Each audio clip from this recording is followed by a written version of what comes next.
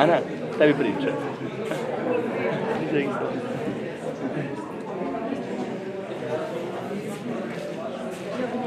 Potrebuje se samo.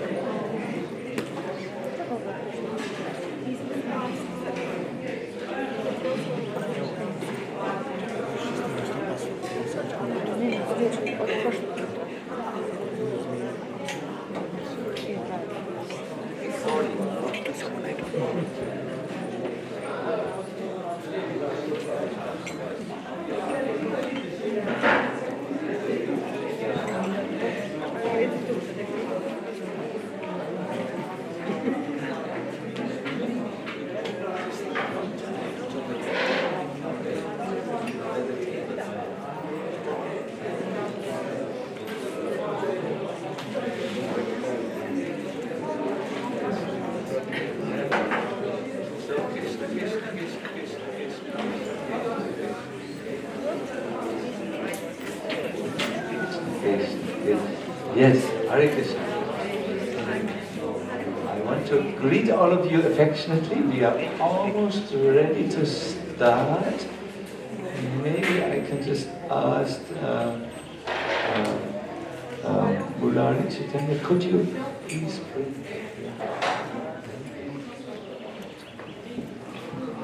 So this will be my last session. Our subject has been throughout the remembrance of Krishna. Thank you. Thank you very much. It's still on fire. Well,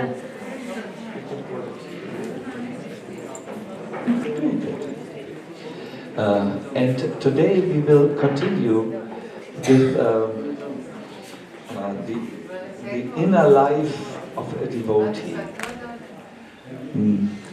I would like to say at the outset, or at the very beginning, that a spiritual life is a lot about the inner cultivation, the inner person. Once there was a famous spiritual master, and he asked the people, is this seat empty or is it full? let me ask you the same question. What do you think? Is this Vyasasan empty or is it full? Full? Is there anyone who thinks it is empty? I know it's a difficult question. So when that spiritual master asked his disciples, is the seat full? He was sitting on a seat, or is it empty? They all said, Guru Maharaj is full, he was sitting there. Then he answered, it's not so simple. If my heart is empty, then the seat is also empty. If my heart is full, then the seat is also full.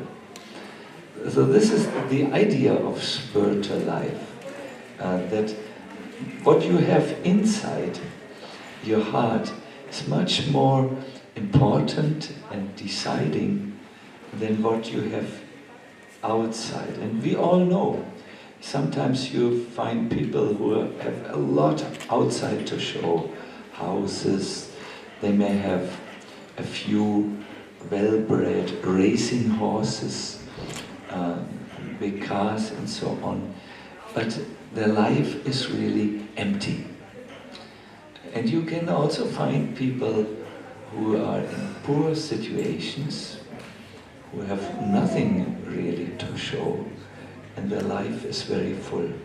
So today I want to address this point of the inner life of a devotee, and it's my hope that by speaking about this you will all be very full. You will be inside very fulfilled and live a very happy life. I will also try to tell a very nice pastime of Radha and Krishna at the end. Good, so but first let us sing, and then everything else will come.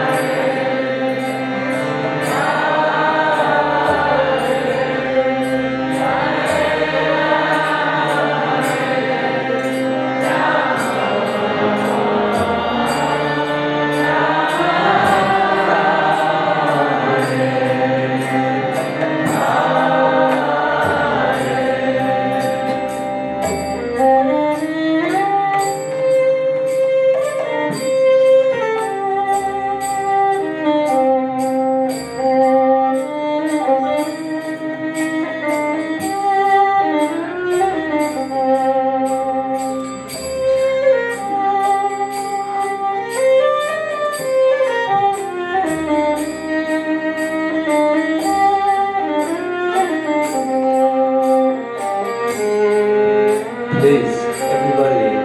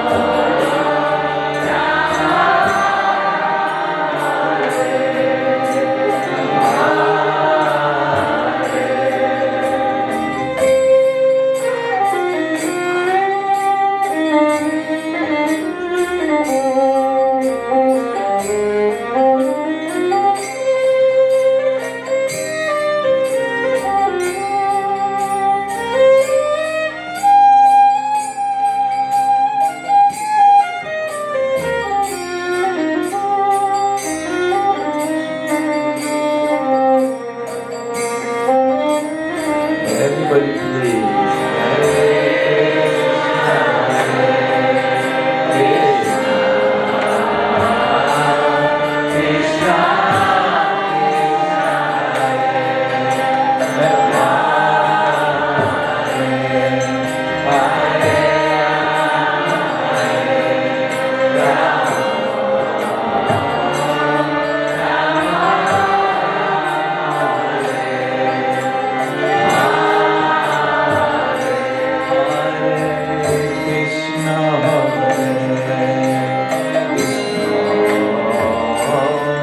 Krishna,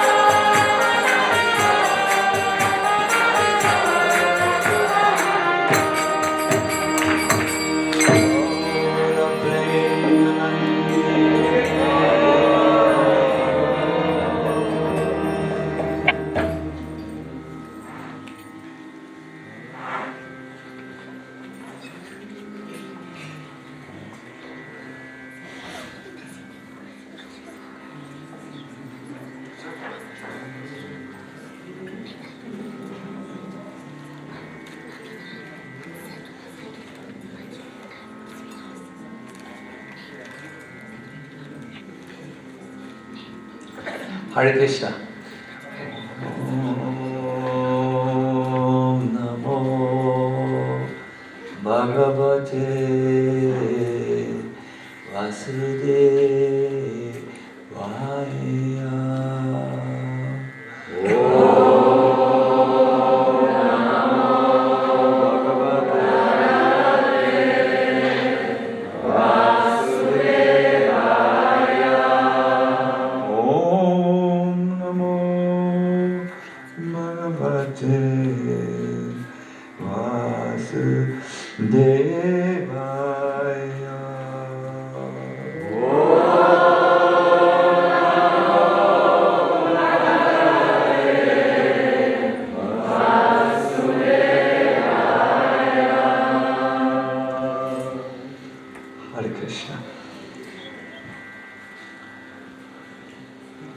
We were already hearing about three qualities of a devotee. I'm sorry, forgot. Namo Vishnu Padaya Krishna Prasthaya Bhutale Shrimate Bhakti Vedanta Swami Namine Namaste Saraswate Deve Gauravani Pracharine Nirvishesha Shunyavadi Paschatyadeshatarine Shri Krishna Chaitanya Prabhu Nityananda Shri Advaita Gadadara Shivasari Gaurabhaktavinda.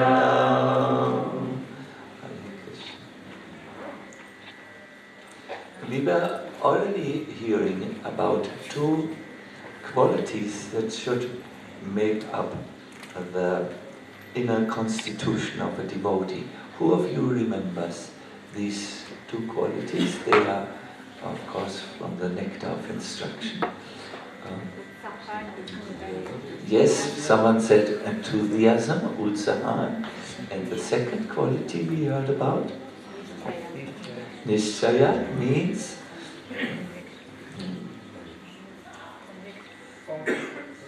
confidence and perseverance, no? Conviction and perseverance. Yes, very good.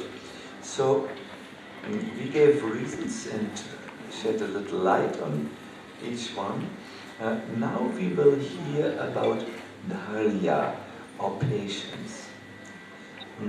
We are quoting from the third verse, where it is said, Bhakti is perfected by these six, namely enthusiasm, determination and perseverance,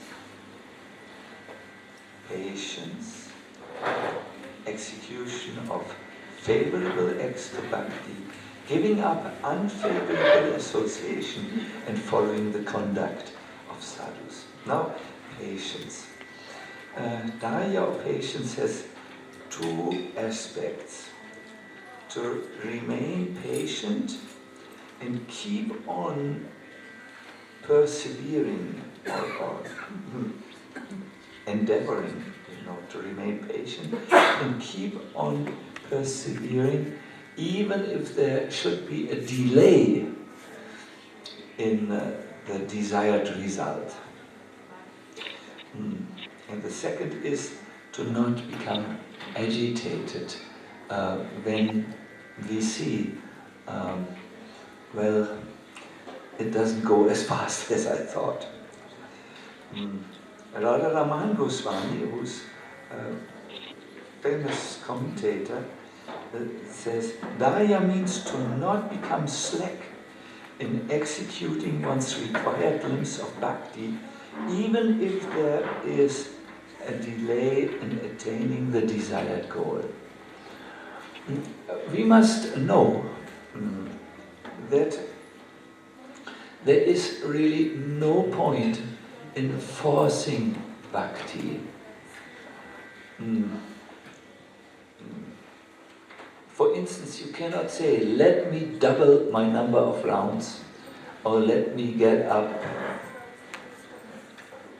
1 hour and 23 minutes before. And this now, I'm sure, will bring bhakti. Bhakti is given ultimately by Krishna, and he gives it through Srimati Radharani. It is said that Radha, the goddess of devotion, is, when she blesses someone, from her personality an expansion comes, and that's Bhakti Devi. And she, so to say, we see Radha in the German temple Abenteuer, Golokadam. She has, one moment, she has this hand is in this gesture. It means blessings. I bless you. So as she gives blessings, a divine persona comes from her. That's Bhakti Devi. And when she enters someone, Bhakti Devi, that person is blessed with Bhakti Shakti, an energy of devotion that is so attractive to Krishna that he cannot keep himself hidden. Now, this Bhakti develops naturally, or develops, let us say, as a gift. You yourself need to just be patient until it is given. The example which is given is that fruits and flowers naturally spring up at a proper destined time, even without external impetus. Similar is the case with Dharma. It bears its desired fruits only at a specific destined time. We have a little ashram at a lake, and we know very well that we do every day a little walk, maybe 45 minutes, and after the winter, we already know that soon spring will come. And then, sure enough, spring is coming, and it's very interesting. First, the little trees and bushes, which are called in German Schleebaum Büsche, Schleebaumbüsche. This is a specific plant. I don't know what's the English name for it. It springs into blossom. The whole, it's a whole, in the forest, a whole side, a line of Schleebaumbäume, who are all jumping and springing up in flowers. And it happens overnight. But there's nothing in the world that can force this phenomenon to happen. It just happens on its own time. Sometimes we may make our walk and think, well, it's now springtime, where's the Schleebaum blossoms? And we may even complain, hey, why are you dreaming? We want to see your blossoms, but it doesn't happen like this. When it happens, when the specific destined time comes, it will do it automatically and overnight. So this is the reason. There is no point in becoming impatient. You have to patiently wait. In the same way, bhakti, which is part of Sanatana Dharma, will happen in its own time when Krishna feels it's time to bless you. And you can't bribe Krishna by becoming a Sankhyavadi, that is a person who believes in increasing his numbers of sadhanas. Krishna will give it when he feels this is now the proper time to give bhakti. There's a verse in the Katha Upanishad where this is made very clear and is quoted in Chaitanya Charitamrita, and it goes like this. Nayam atma pravachanena labhyo namedayana bahuna shudena yamevaishna no vamevaisha vinote te nalapyas tarasya shatmu ma vivinote tanum swam. I had better days of my Sanskrit pronunciation, but the English is very clear. The Supreme Lord is not attainable. Listen, the Supreme Lord is not attainable by the study of the Vedas, nor by one's intelligence. The Supreme Lord can also not be attained by hearing many lectures from various authorities. So you might ask them, then tell me, how is he attained? And the answer the Katha Upanishad gives is, the Supreme Lord is only attained by one whom he personally selects. To such a person, he manifests his own form. So, Krishna comes by his own sweet will. And therefore, you need to remain patient and keep on performing the various parts of the bhakti sadhana. I always say that when we were children, our mothers in Germany told us, when you stand in the rain while it is simultaneously the sun is out, then you will grow very fast. I don't know if this is called sun rain in German language, Sonnenregen. Perhaps you have such a word in Serbian also. We as children, of course, wanted to quickly grow up to be in the movies and participate in the life of the grown-up people. But we were told you have to be patient. The sun rain comes on its own accord. Now the second meaning, and I will talk in more detail about this because it's not so known, of daya is to not become agitated and nervous, but keep on perseverance. In the Ujjwal Nilamoni, it said, daya is defined as the ability in one's consciousness to remain undisturbed even when there is agitation. There is patience or perseverance.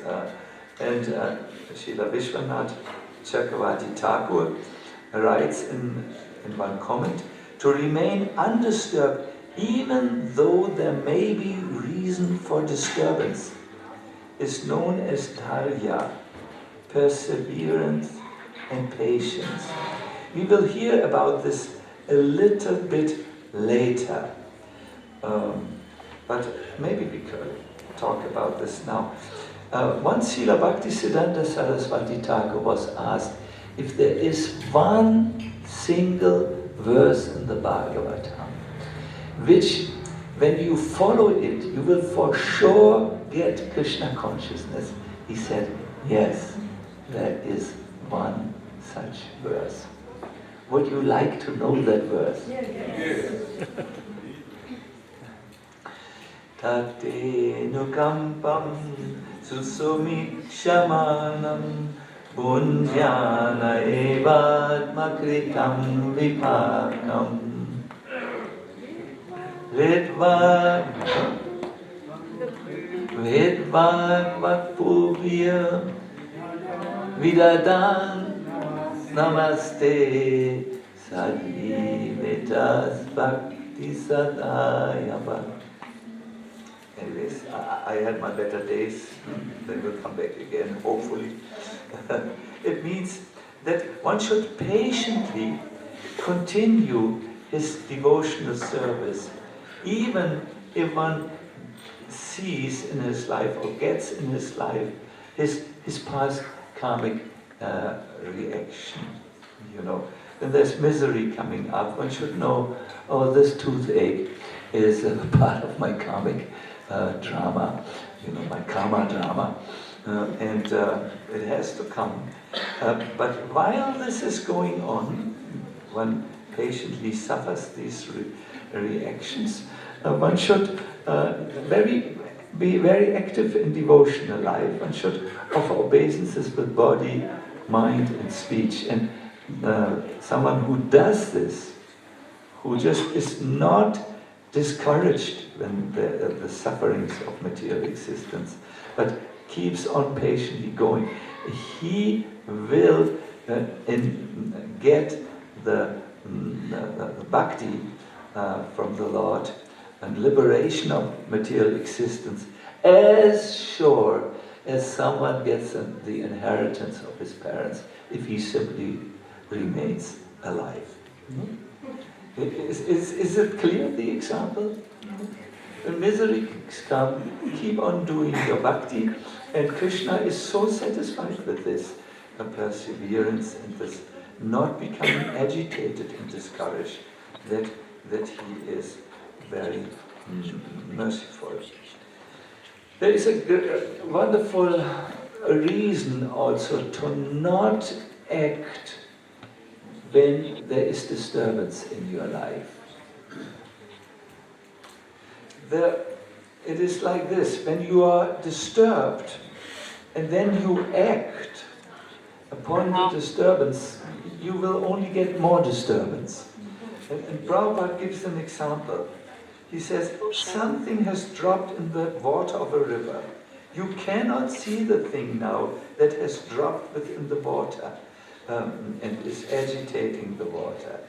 Now just stay still for some time. As soon as the water is settling up, you will see the things as they are. So, he now concludes, as soon as your enthusiasm is agitated, it is better to sit down in any temple suitable and chant Hare Krishna. So when you are unenthusiastic and disturbed, don't act at that moment. You will only agitate the situation further. And then he says, there is no question of being disappointed. After all, we commit so many mistakes. That is human nature. To err is human. That is not a fault.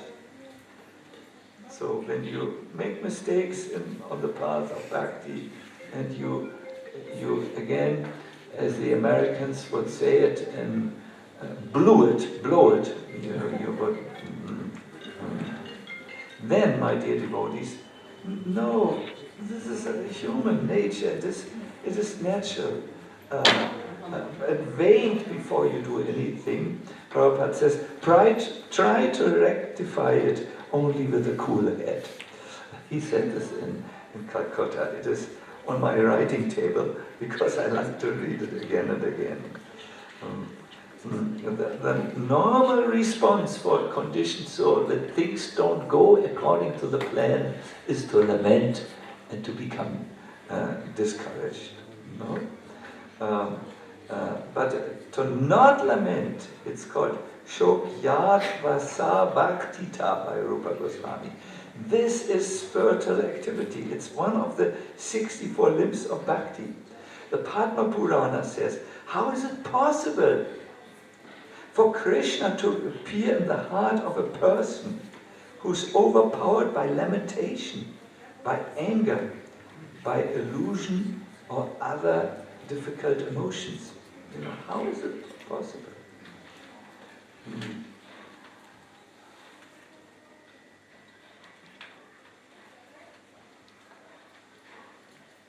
Where is this lecture going to? It is going to a very, very beautiful place. It is learn to look at life from a spiritual perspective and know that the miseries of material existence are unavoidable. Don't become discouraged when they happen. Don't become discouraged even when the miseries of material life happen in your own Hare Krishna, Hare Rama movement. No? Don't become disturbed. It has to come. After all, this is human made. They are human beings. There's a great Acharya who has written very insightful comments of the Bhagavatam.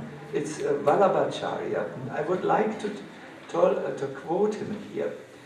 To have the capability of tolerating the threefold miseries till the last moments of one's life is known as Dharya. Everyone who has attained a material body should learn to tolerate the miseries while remembering the following three examples. And the first example is the queen who sold buttermilk. The second, Yada Bharat, and the third, the gopis. Because you know about Yada Bharat and the gopis, and most probably you like to hear what's the queen who sold buttermilk. I will only tell you one example. There was once a very, very beautiful aristocratic lady who, when she was not married, had a relationship with a paramour. Paramour, that's like a secret lover. You know? And she was married in due course of time to a king, and all of a sudden she was a queen. However, she could not forget her first lover. I heard that this is the nature of the female personality, that the first lover remains always somewhere in the heart, because it's the first lover who introduced the lady to the world of romance. So this paramour was unfortunately a rascal. He said to the queen, to the aristocratic lady, okay, marry the king, get some property, and then poison him. So the lady was somehow so much influenced, or gullible, I think it is the English word, that she did like this. She married the king, and a few days after the marriage was consumed, she gave him deadly poison, and the king died. So she met her paramour and said, "I've done it, what is next?" And he said, "Let's run, and later you come back. Let's run, flee, because now it's a little dangerous." So they ran away, but on the way, this paramour was bitten by a deadly cobra and died himself. We call this instant karma. So the aristocratic lady, who was now a queen, had committed a terrible crime, and she was on flight, you call it, on running away, escaping. Everyone had seen her, but there was no internet, so her picture was not so much. I mean, everyone in the main town had seen her. So she avoided the main town and went to a small town, and there she fell into, she had no means of income. She fell into bad company, and she became, in order to just survive and eat, a lady of the night. Do you know what this is? Yes. Prostitute, yes.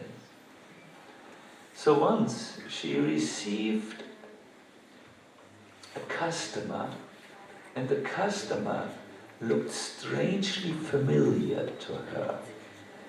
But the customer was very enthusiastic. There was no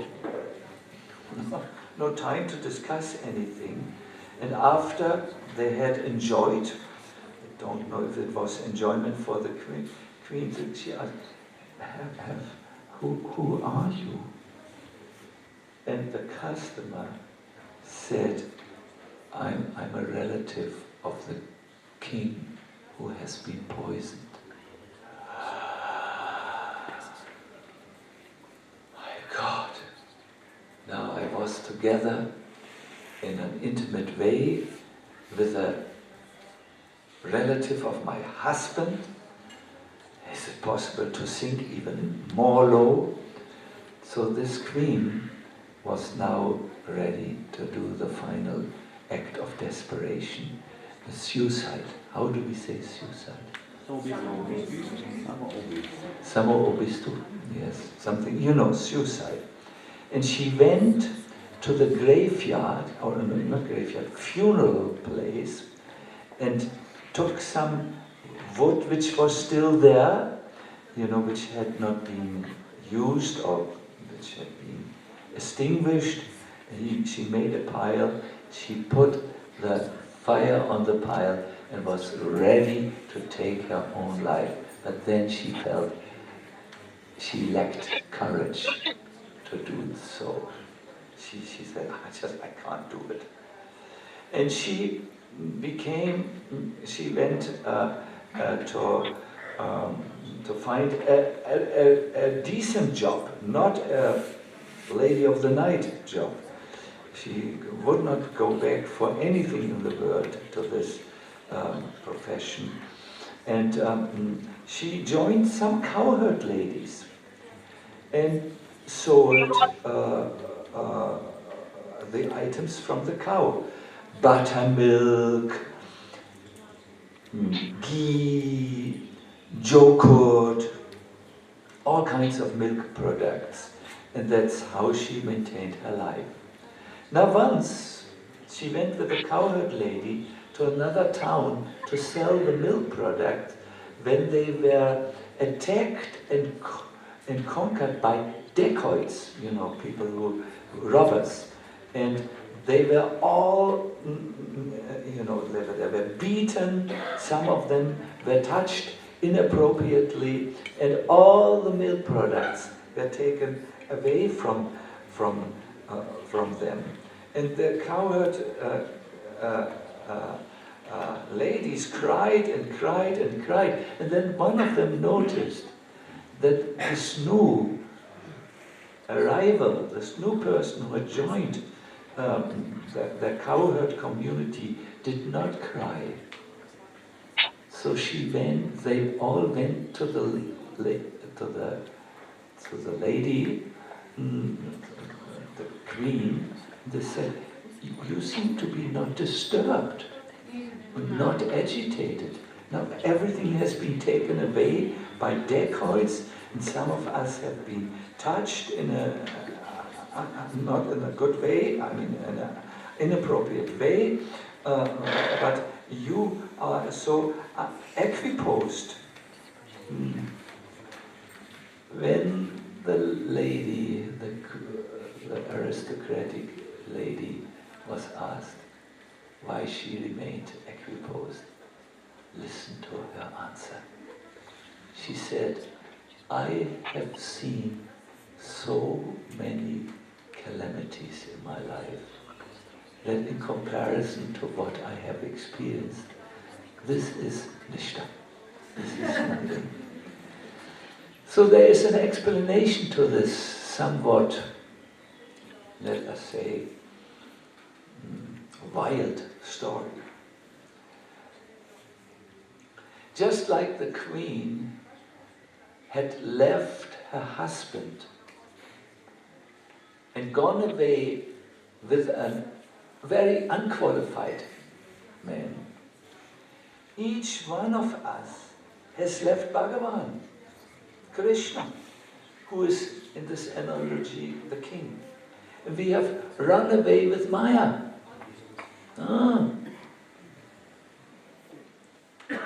Now we have when we ran away, we became like vagabonds. Do you know what is a vagabond? Someone who roams. What is a vagabond? Drifter. A Vitanga. We have become Vitangas.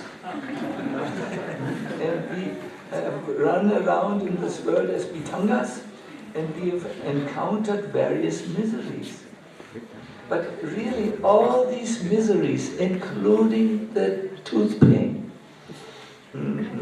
cannot be compared to the original source of all our miseries.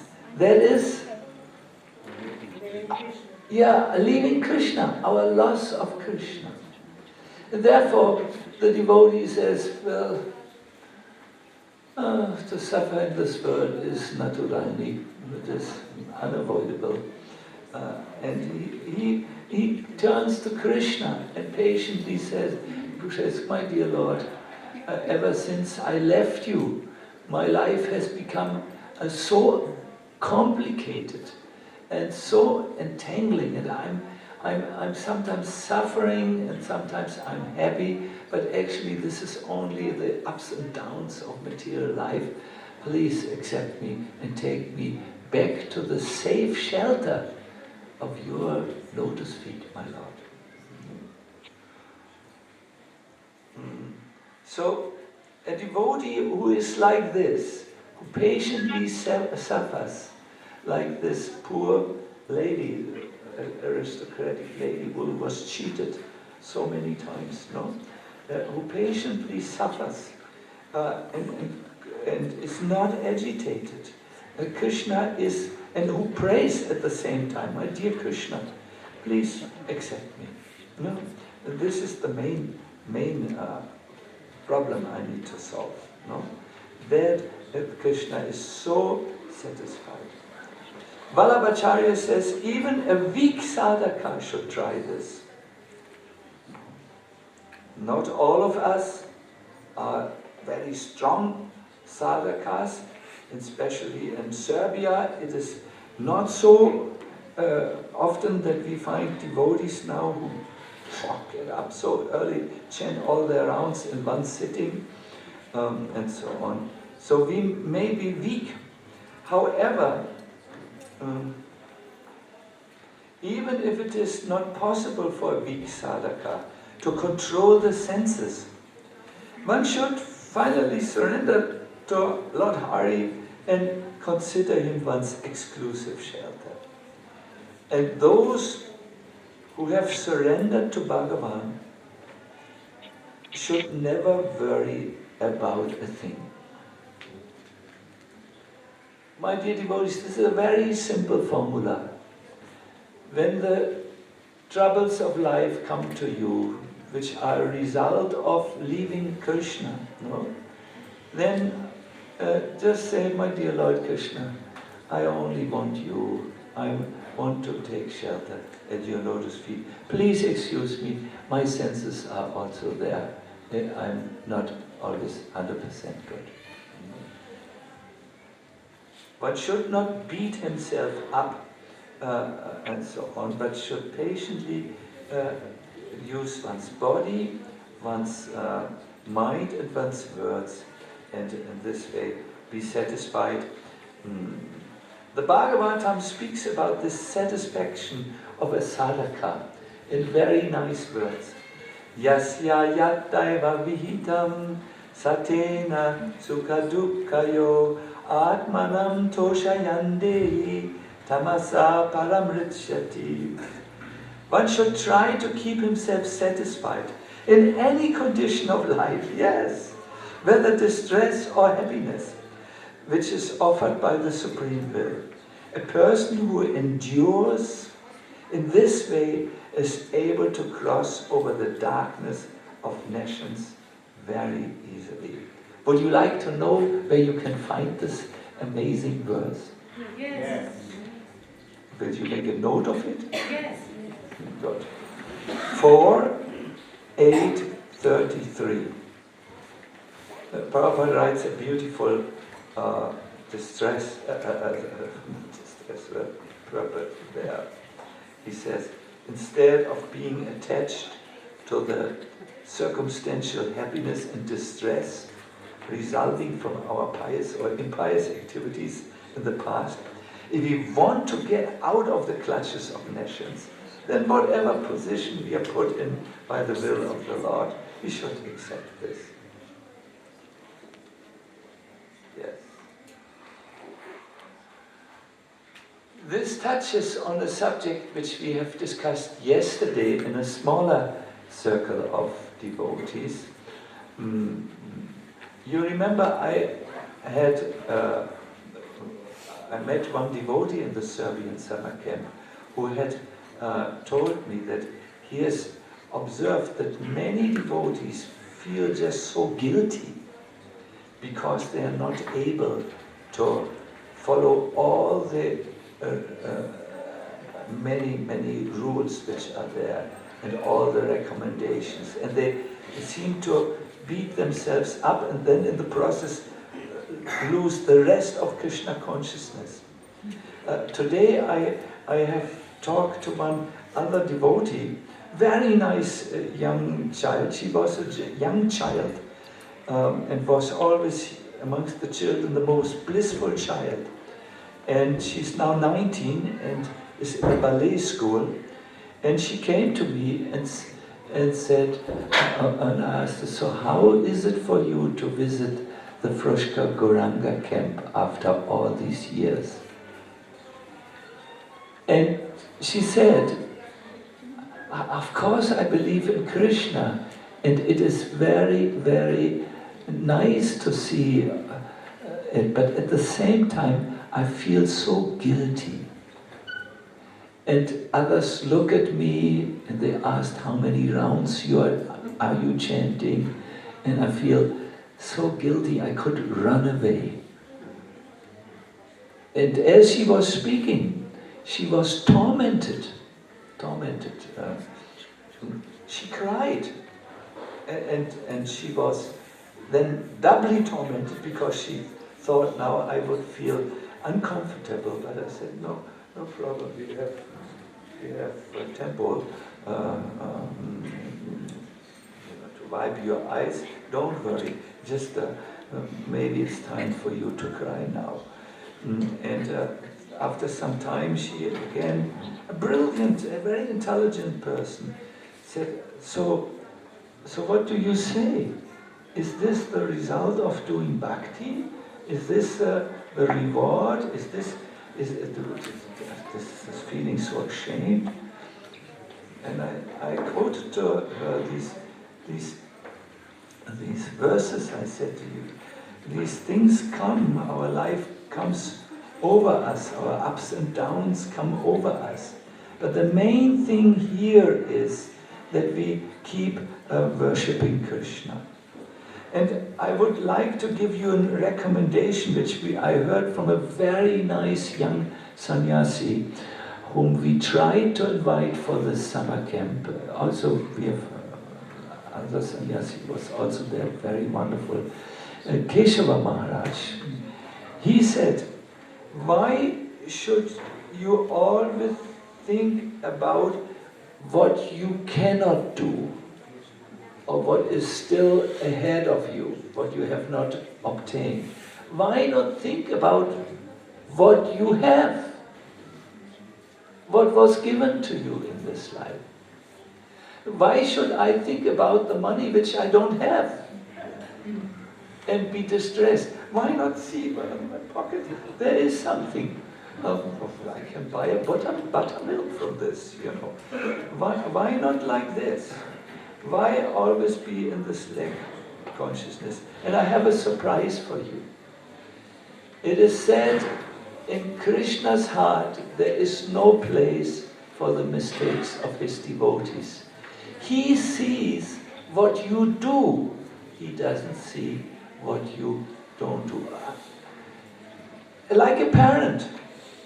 I think when a parent sees that the child begins to speak in a little imperfect way, you know, I hear Serbian language is very difficult with the grammar, so when the child speaks, you know, the parent will encourage and say, bravo, bravo, even if the pronunciation is not right, even if the sentence is not completed, and even though the child speaks sometimes he speaks about this, then the next moment he speaks about that, and you cannot see any connection between the two. You say, bravo, very good. Because you see, my child is speaking. In the same way Krishna sees, my devotee is trying. He is still a little clouded over what to do, but let us see what is good there. Yes.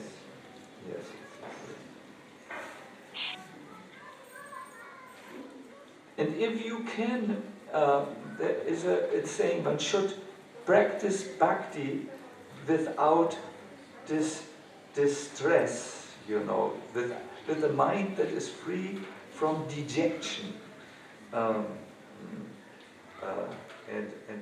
go on. Prabhupada once said, the first sign of a devotee is he will be happy, Brahma Bhuta. If a Vaishnava is still in unhappiness, that means he has no spiritual life at all. He's simply making a show. Yeah, Prabhupada. Strong. And if you are in devotional service, the process itself is a very happy one. I saw this yesterday. This is my aha moment. There was one devotee who was just so happy to dance in Kirtan. This new man, he was playing his trumpet and jumping while playing the trumpet. I was just praying, let him not fall, because then he will lose all his front teeth. And so on. And I thought, this is how I was also. Now this devotee is a young person. Who knows what he does when he leaves? I don't want to go there. He is a human being with all the things which a human being has. But he can focus on the process of devotional service. I was dancing and trumpeting in the kirtan, and the devotees liked it, Krishna liked it. My life is a success.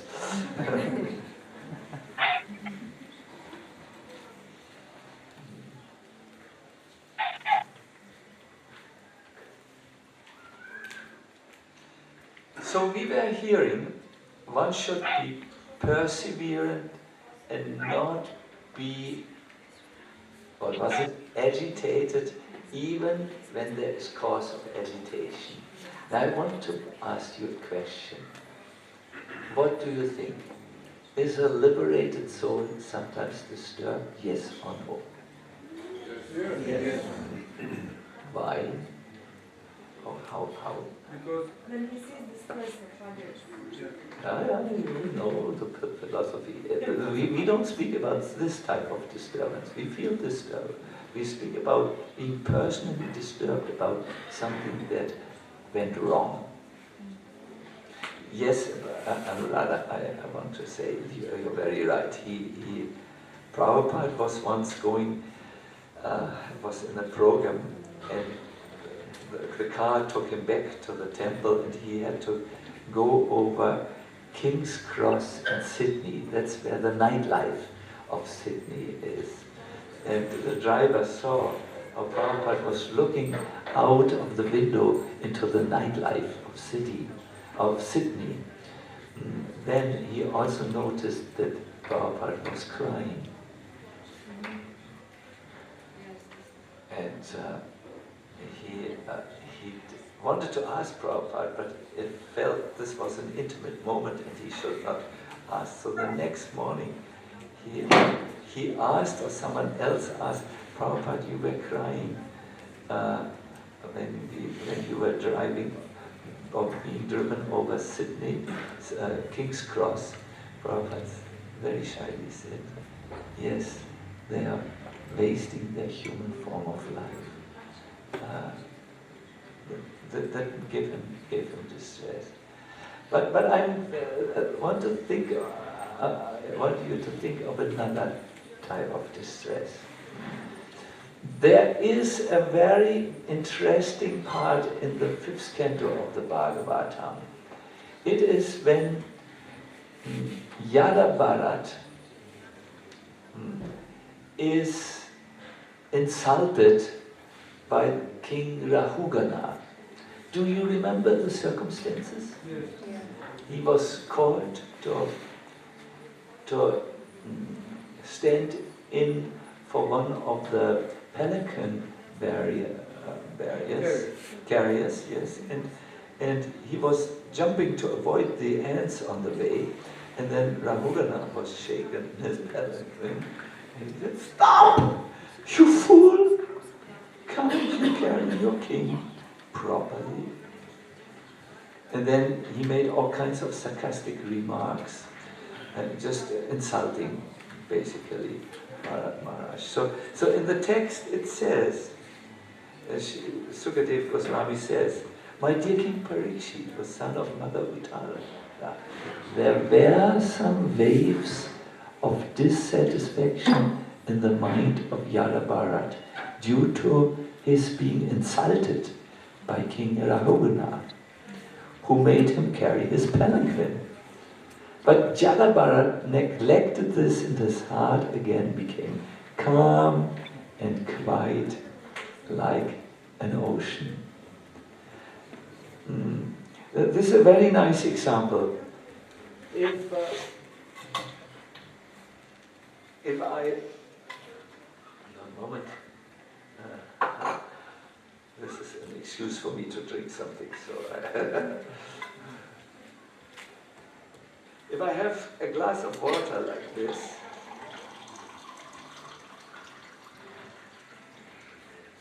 and I throw something as small as the tip of this into it, it will agitate the whole water in the glass.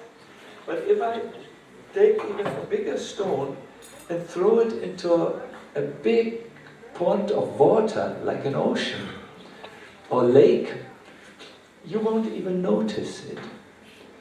So yes, in a small mind, every little disturbance creates waves of dissatisfaction.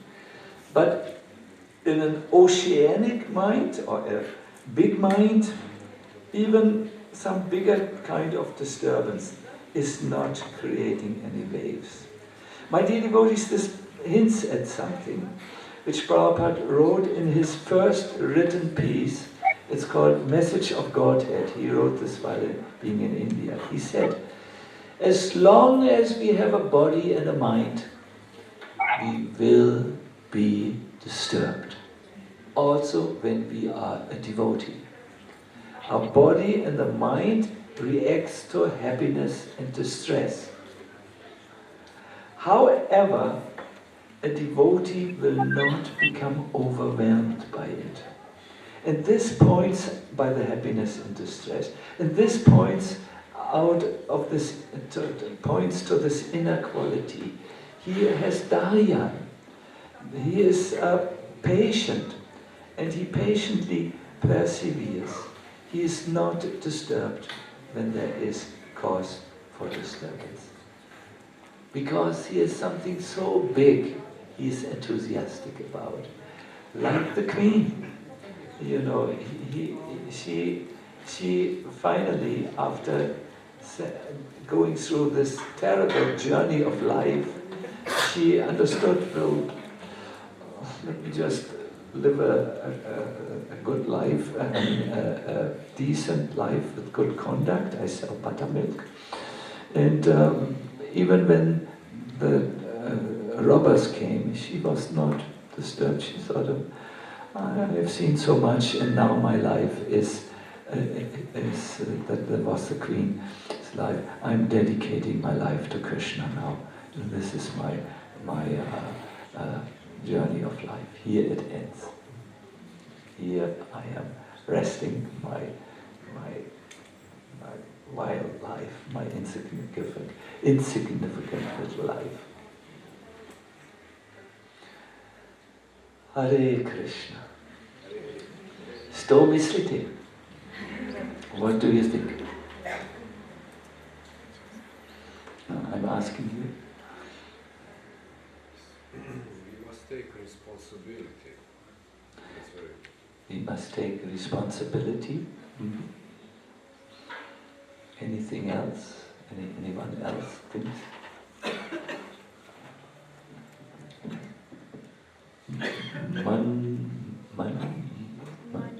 Manya. What? Stomisliti. What do you think? That we should not be so disturbed by things. We should not be so disturbed by things. Yes. Yes. Very, very enlightened response. Yes. Mm-hmm. Go on with their practice. Go on. Why should we go on? Because when you go on with Krishna in Krishna consciousness, you will impress Krishna by this very quality to be painstaken is an English word. Prabhupada uses this English word. He says Krishna sometimes wants to see how much his devotee takes pain, no? How much he accepts this in his service. It is endearing the Lord. But the good weather devotee, who's only there in good weather, not when there is difficulty, he is more interested in the good circumstances than he is interested in Krishna's service. Of course, Krishna will understand when things are too much sometimes. But when things are too much, then just make a little pause, go to the side and chant Hare Krishna and wait until the mud will settle, and then you can see more clearly.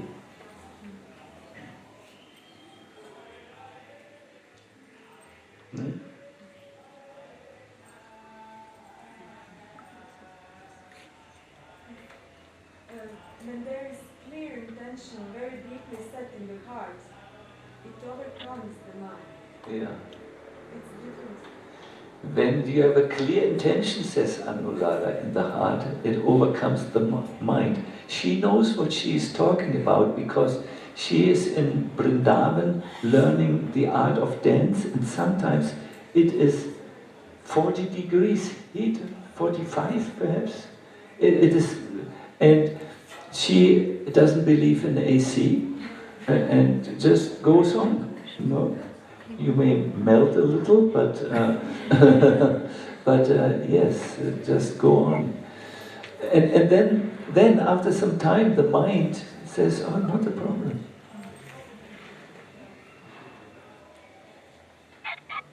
There is a research by the Berlin University which says in other times, in other civilizations, people had a they dealt totally differently with pain. Just imagine the Middle Ages, there were no dentists. I really don't want to live in the Middle Ages for this. Imagine you have a dental problem that you can't go to anyone. All these people know is they grab the tooth and break it out of your mouth. It's so painful. That's the only treatment which was known in the Middle Ages. But people didn't mind. They had this different cultural approach to pain. But we are living in this materialistic civilization where the civilization is dedicated to throw atom bombs on every little mosquito who creates some problem. Pain is often here in the mind.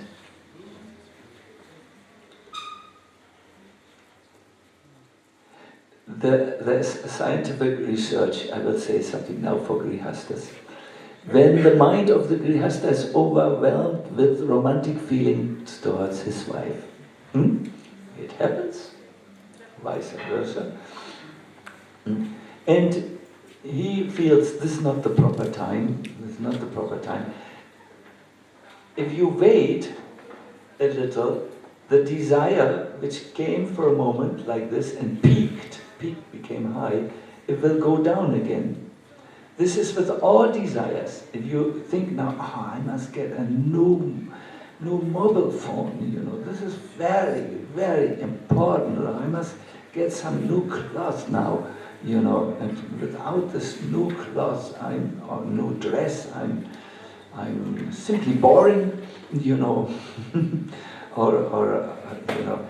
Wait for some time, and you will see that the desire has a little life like this. It will peak, and then it will go down. For instance, at the moment, I have a strong desire to eat pizza in the night. It is becoming ever stronger by the minute, But I have decided to not do anything against it because I had pizza yesterday night, and if I have now again pizza, my life is ruined. So, and I know it will become a little stronger, the desire, and then it will go down, and I don't even think of pizza any longer. No, the children know this also. Desire is so strong at times, no? And then you just wait a little, and after some time it goes down, and it's gone. Finished. No. Good. So, yes, there were other... Joshua, I'm afraid that you will give a lecture now. Or is it a question? This is now time for question.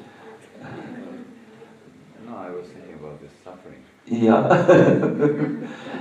You were thinking about suffering. No, this was... Yes. I'm not sure. You want to say something, no, Joshua? According to this, like Anuradha said also. Yeah, it goes, yes, it goes up and down. Yes. Toi. That's how it is. Anyone? Dionysus? Yes? Yeah, I just want to share for my life. I always, when I disturb, try to be very tolerated and try to learn this art of toleration.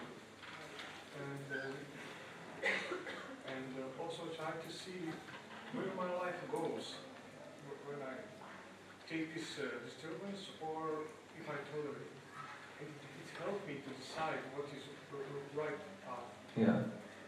Wonderful. Yeah, where does my life go when I follow the disturbance? Mm-hmm. And where does it go if I am with Krishna? Mm-hmm. Any questions other here? Are there any questions which you might like to ask?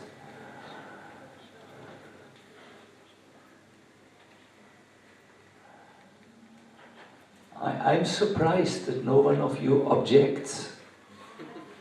What is about this objection? Oh, Maybe Sacinandana Maharaj, you are repeating the mistake of all the religions. They tell to their followers they should just accept circumstances. And in this way, the world will never change to the better. maybe does God give us just the right amount of trouble that we can comprehend? As an example, maybe Narada Muni's mother, when the snake bit her, I suppose Krishna wouldn't bite my mother, because if my mother were bitten, I would probably be depressed for a long time.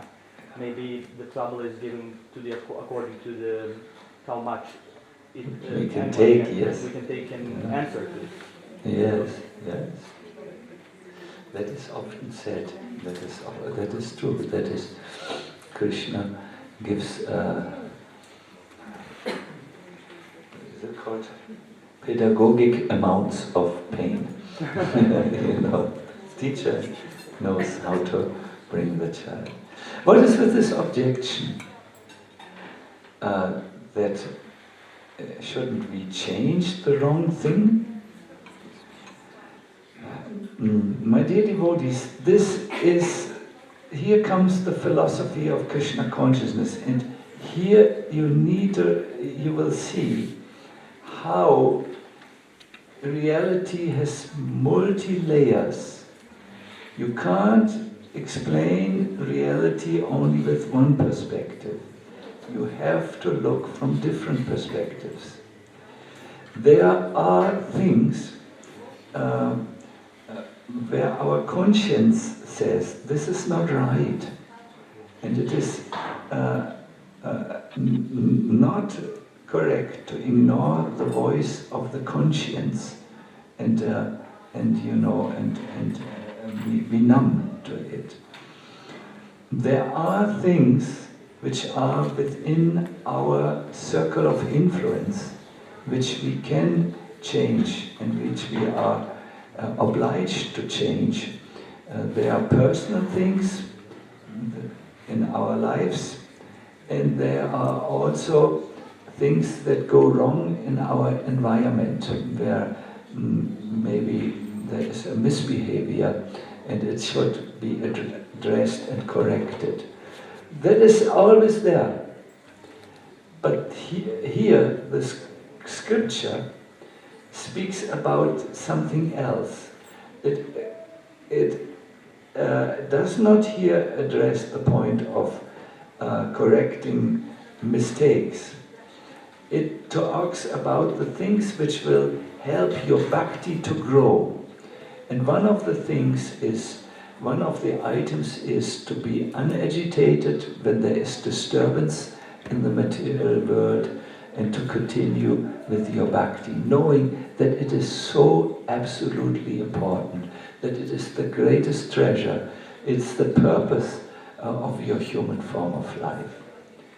When there are other things, when there are things that need to be changed and addressed, and that can be changed and addressed, then that is also necessary. No? It's multi-leveled. Therefore, my dear devotees, I really, really want to encourage you. If you wish to understand Krishna consciousness, you will need to read regularly in the Bhagavatam and other books, because it takes years to really understand all the different levels and address each level properly. Otherwise, you will be, let us say, not inspired in your spiritual life. I want to, this is my last lecture to you, I want to really request all of you, since we are going now, and the next summer camp, I heard Madhva Muni was saying that he intends to organize one summer camp the next year. I really admire Madhva Muni and his good wife, and the children are also tolerating the parents' full involvement in all of this. If this family would not be there and take the initiative, we would not have met. So yes, it will go on, but it's 1 year from now. And we need to really leave the summer camp with a concrete plan how we will maintain our bhakti, and not just maintain, how we will make it stronger. No? It is important. And if you don't yet have such a plan, you might think a little bit or discuss with other devotees to think about this plan. I was discussing with Gokrishna, and I must admit I'm a little happy that summer camp means summer surrender for me. So it is lots of things to do, but I'm not just happy that it's over, I feel deeply in my heart, oh, how will these devotees without a temple and without so much Sangha, how will they go on after this? What will they do? Maya is also there, no? How will they escape Maya? And I was thinking, yes. You can see when some of you came to the summer camp, you had clouded vision. Even during the summer camp, I watched devotees always. There's some cloud is also there, because they suffer. It's not easy to be there. So please try to make something out of the lectures. You have certainly heard enough to keep you going a whole year. There's so many lectures, sometimes 1, 2, 3, 4 lectures minimum a day, sometimes 5 more. Listen, really a lot. So there should be something. What I always do is I make notes, and I go through the notes, and then after each, and then I try to see what is now possible for me to do. Good. I want to now end. The subject is remembering Krishna, and I will tell you one Krishna Katha, and then we will do one last kirtan. Is this a good program? Yes. Yeah. Good.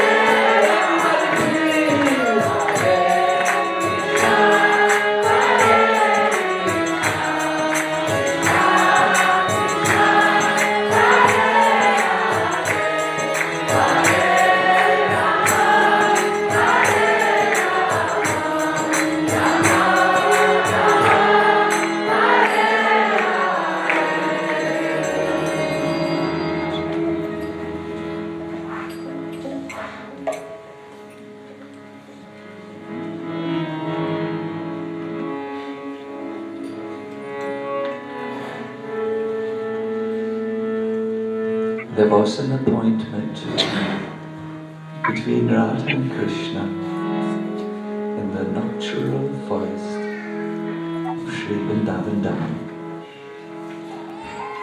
Srimati Radharani came first, and she saw in the distance a blackish tamal tree who grew on inside a golden platform. This tamal tree was swinging in the soft breeze, and it was shining because the best of moons were shining on the leaves, and the leaves were reflecting the light. She was reminded of Krishna, and she happily thought that her lover had come.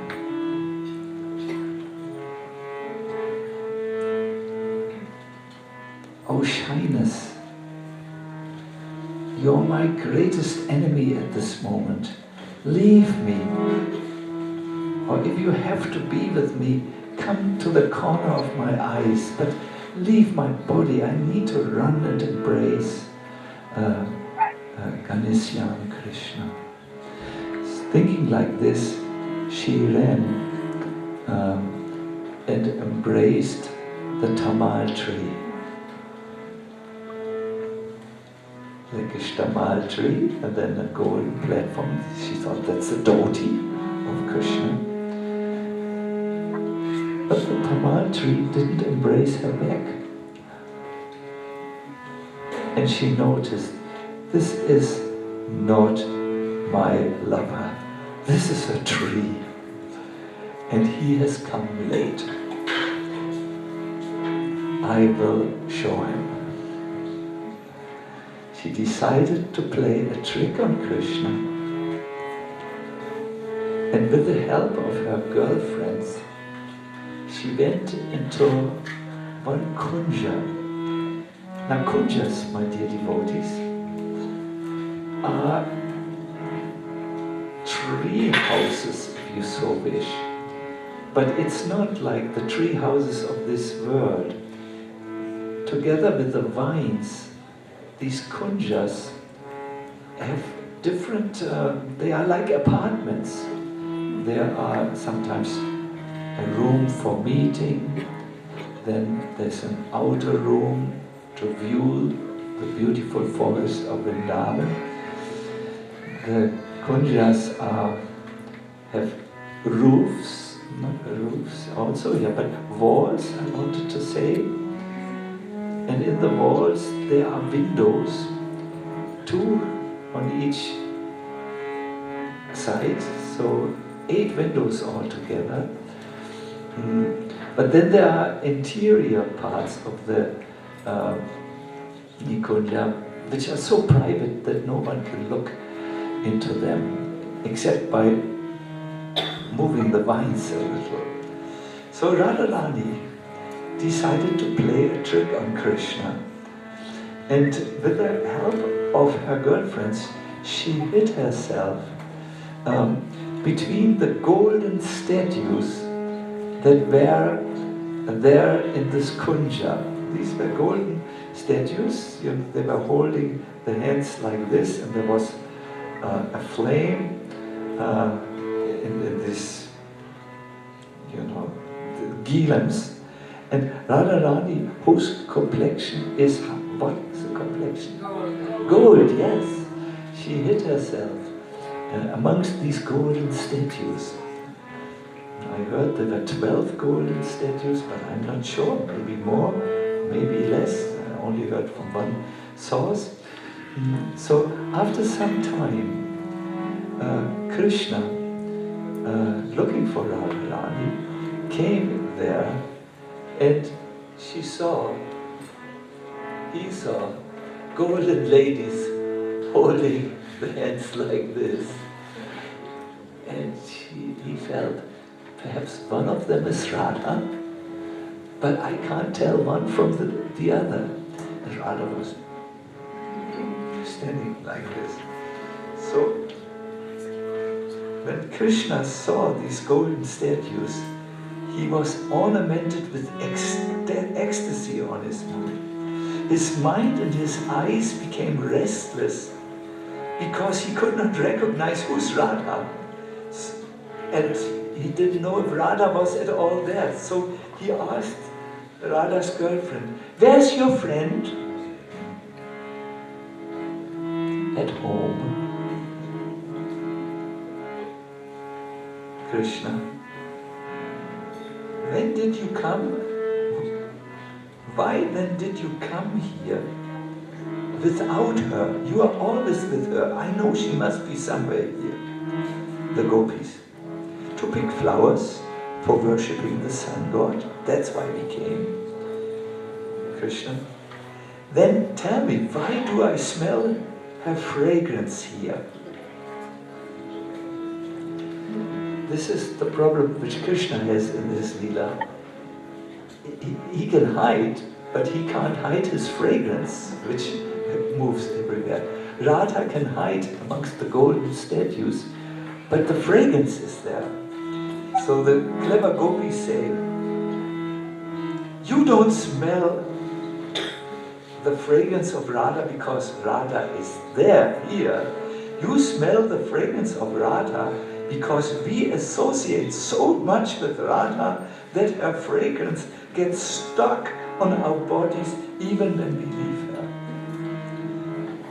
Krishna, "Come on, you are lying." The gopis, "Maybe." A very sweet rasa-filled talks. Then Krishna said, "You would never come to the forest without Radhika, just like the moon rays never appear in the sky without the moon. Where there are moon rays, there must be the moon. So where you are, there must be Radha." And again the Saki says, "Maybe."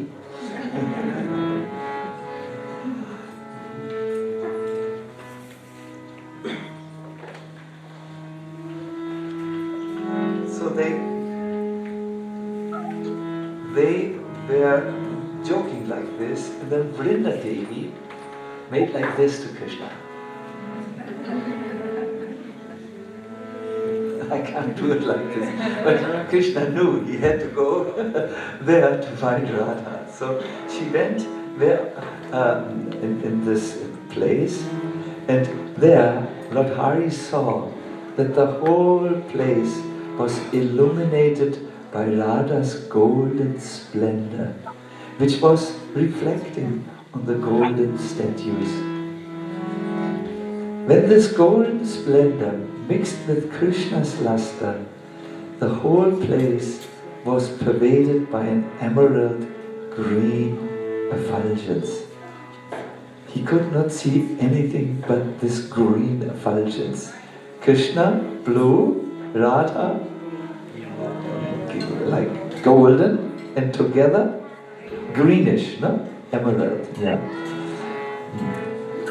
Shri Radha became almost stunned of joy and fear, and that's why Krishna could not recognize her, because she was so ecstatic and stunned, she didn't move. So, in this way, Krishna came, and Radha wanted to meet Krishna, but she was prevented by her friend unwillingness, the personified mood of unwillingness, and it pulled her backwards. And in this way, she only could see Krishna, but not touch her. Until finally, the gopis placed Krishna's hands in her hands. And then, when Radhika touched Govinda, she shivered and shed tears from her wide, restless eyes, and she perspired in ecstasy. And in this way, the divine couple always find themselves, although sometimes Radha thinks a tamal tree is Krishna, and Krishna cannot see Radha because of all the golden statues. But the forests of Vrindavan are wish-fulfilling desire trees, and they always will bring the divine couple together. My dear devotees, when you visit Vrindavan, you must know that there are 4 kinds of desire trees. One is called the aparijata desire tree. These are trees that remove your enemies. When you are under these trees and pray, Krishna save me, then you will be free from enemies. Another are the mandala desire trees. They destroy your poverty. Then there are the samada tanaka desire trees. These desire trees bestow bliss to you. And then there is the Hari Chandan type of desire trees. And what do? They destroy all the obstacles in your life. Therefore, I encourage you to visit the Govardhan retreat. We have a place in the Vrindavan forest which was given to us by the forest department to take care of. And there are many desire trees which are there. And when you just sit under these desire trees early in the morning, before the seminars start, and you pray to Krishna, you will find great support and strength in your spiritual life. And impossible will become possible.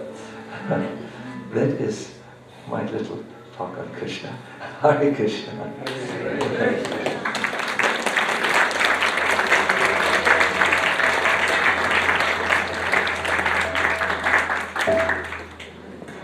Hare Krishna.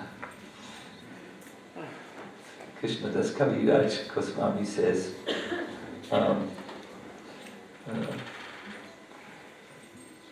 I forgot the exact quotation, so I can't say it now. Good. So this is a little bit the end of our seminar. Oh no, I will miss you very much. It was so nice to see all of you. Really, so nice. Because the devotees in these areas, they have a special quality to them. But one thing is sure, when they put their heart into it, they can go very far. So I wish you all the best. May Krishna protect you. May Lord Nrsingadev protect you. May you find that spark of enthusiasm in your heart. And when you feel it becomes smaller, the spark of enthusiasm, look for those who can fan your sparks. Have association with those who can make the spark grow bigger. Try to not. We have to be in association with all kinds of people, but seek those who can fan your spark in that time. And talk with them about, read maybe a spiritual text, talk with them, have a pizza, talk your mind and emotions to them. Has to be, we are in the balcony, but have Krishna also in there. Very good. Srila Prabhupada ki jai, Sri Gaudi Nitai ki jai.